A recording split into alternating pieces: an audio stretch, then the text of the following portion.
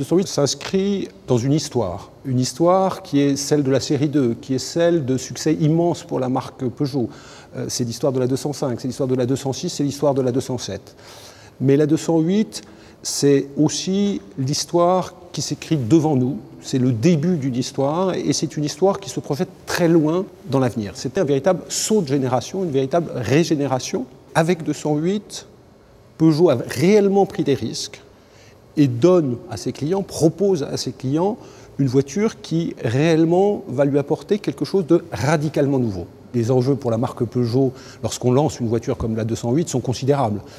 La 208, c'est dans ce segment des berlines du segment B polyvalente, le plus gros volume potentiel pour la marque Peugeot.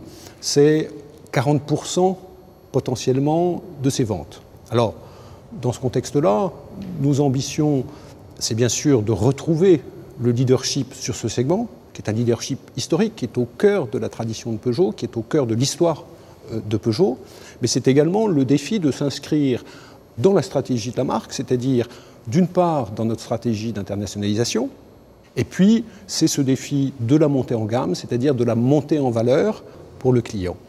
Et on parle de montée en valeur pour des clients qu'on va trouver dans le monde entier, également bien sûr en Europe, et des clients qui couvrent un spectre de besoins et également un spectre de moyens très très large. Cette notion de travail d'équipe autour d'un projet comme le projet 208 est une notion absolument essentielle. Sans cette compréhension collective, sans cette osmose des équipes qui ont travaillé sur ce projet, jamais une réussite de ce niveau-là, une attractivité de ce niveau-là n'aurait été possible. Ce qui me passionne le plus, au fond, dans cette voiture, c'est le défi qui a été relevé.